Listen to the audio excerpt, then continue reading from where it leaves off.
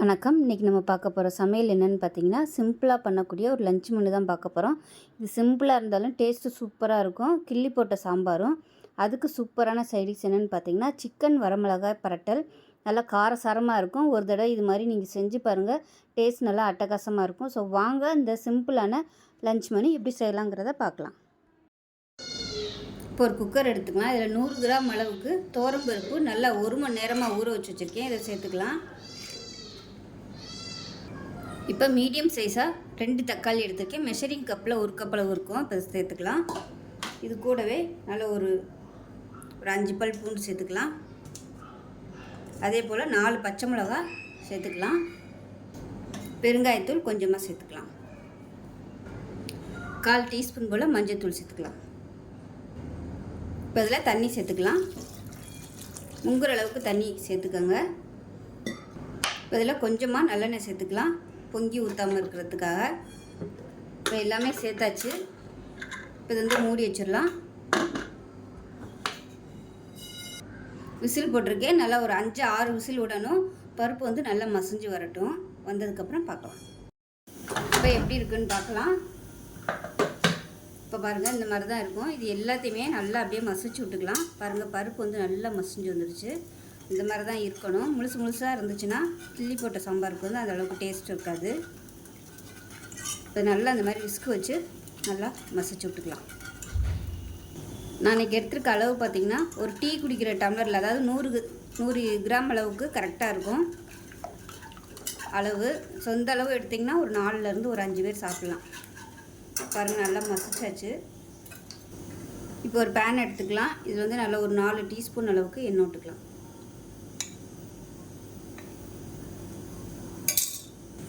இப்போ எண்ணெய் சூடாயிருச்சு. கடுகு, சீரகம், வெந்தயம், உளுந்து சேர்த்துக்கலாம்.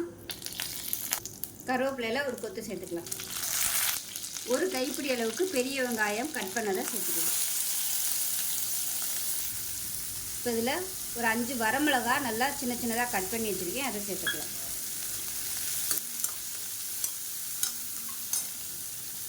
இது கூடவே பெருங்காயத்தூள் கொஞ்சமாக சேர்த்துக்கலாம். சேர்த்துட்டு ஒரு 3 பல் பூண்டு தட்டி வச்சுருக்கேன், அதையும் சேர்த்துக்கலாம். நம்ம பருப்புலையும் போட்டிருக்கோம். இந்த மாதிரி வதக்கி பூண்டு செய்யும்போது நல்லாயிருக்கும், நல்லா ஃப்ளேவராக இருக்கும். இப்போ வெங்காயம், வரமிளகாய் எல்லாமே நல்லா வதங்கிடுச்சு. இதில் கொஞ்சமாக தண்ணி சேர்த்துக்கலாம். இப்போ இதில் சும்மா ஒரு 2 டேபிள் ஸ்பூன் அளவுக்கு புளி தண்ணி சேர்த்துக்கலாம். ரொம்ப சேர்க்காம இன்னும் கொஞ்சம் தண்ணி சேர்த்துக்கலாம்.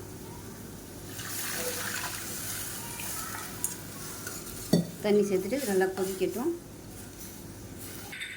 இப்போ இதில் மஞ்சள் சேர்த்துக்கலாம்.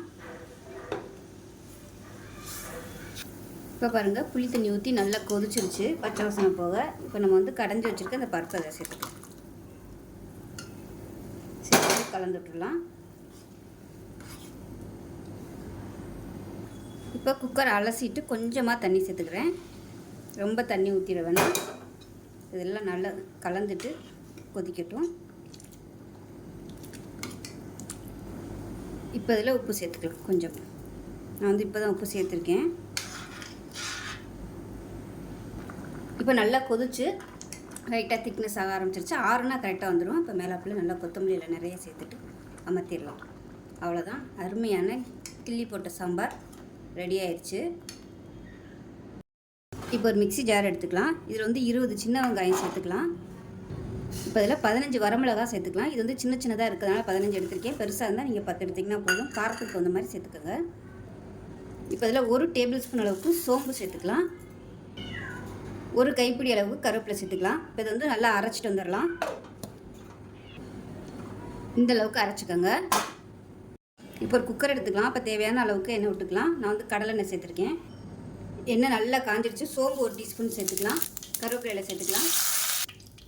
இப்போ க்ளீன் பண்ணி வச்சுருக்க சிக்கனை சேர்த்துக்கலாம். நான் இன்றைக்கி 3/4 கிலோ அளவுக்கு சிக்கன் எடுத்துருக்கேன். நான் இன்றைக்கி 3/4 கிலோ அளவுக்கு சிக்கன் எடுத்திருக்கேன். இப்போ இந்த சிக்கனை நல்லா பரட்டி விட்டுக்கலாம். ஒரு 2 நிமிஷம் நல்லா பரட்டி விட்டுட்டு உப்பு சேர்த்துக்கலாம். அதில் 1 டேபிள் ஸ்பூன் அளவுக்கு கல் உப்பு சேர்த்துக்கலாம். இப்போ இது கூடவே இஞ்சி பூண்டு பேஸ்ட் அரைச்சி வச்சுருக்கதை சேர்த்து நல்லா வதக்கி விட்டுக்கலாம்.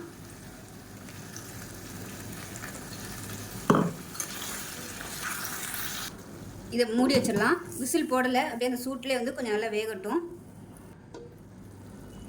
இப்போ பாருங்கள் நல்லா தண்ணி விட்டு வந்துருச்சு. இந்த ஸ்டேஜில் நம்ம அரைச்சி வச்சுருக்கிற இந்த வெங்காயம் வரமிளகா பேஸ்ட்டை சேர்த்துக்கலாம்.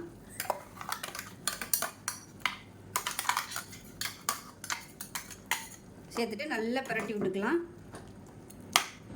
இப்போ இதில் நான் 1 டேபிள் ஸ்பூன் அளவுக்கு மிளகாத்தூள் சேர்த்துக்கிறேன். இந்த மிளகாத்தூள் வந்து காரம் கம்மியாக தான் இருக்கும், அதனால் 1 டேபிள் ஸ்பூன் சேர்த்துருக்கேன். நல்ல காரசாரமான மிளகாத்தூளாக இருந்தால் நீங்கள் 1/2 டேபிள் ஸ்பூன் அளவுக்கு சேர்த்துக்கோங்க. இதை சேர்த்து நல்லா வதக்கி விட்டுட்டு கலந்து விட்டுக்கலாம். கலந்து விட்டு உப்பு டேஸ்ட் பண்ணி பார்த்துக்கோங்க எப்படி இருக்குன்னு. உப்பு கரெக்டாக இருக்குது. உப்பு வந்து கொஞ்சம் கம்மியாகவே சேர்த்துக்கோங்க, ஏன்னா இது கொஞ்சம் வத்தி வரும், ரொம்ப அதிகமாக போயிடும். இப்போ இதை மூடி வச்சுட்டு நல்லா ஒரு 3 விசில் விட்டுட்டு பார்க்கலாம். சிக்கன் எப்படி இருக்குன்னு பார்க்கலாம். இப்போ பாருங்கள் நல்லா அருமையாக வந்துருச்சு. இப்போ பார்த்தீங்கன்னா இந்தளவுக்கு திக்காக இருக்குது. இது வந்து நீங்கள் இப்படியே கிரேவி மாதிரி வச்சு சாப்பிட்றனாலும் சாப்பிட்லாம். நான் வந்து இதை கொஞ்சம் ட்ரை ஆக்க போகிறேன். அடுப்பு வந்து ஆன் பண்ணியிருக்கேன். நல்லா கொதிக்க விட்டுக்கலாம். 2 நிமிஷத்துலேயே சீக்கிரமாகவே வற்றிடும். இப்போ பாருங்கள் தண்ணியெல்லாம் நல்லா வற்றிருச்சு இந்தளவுக்கு.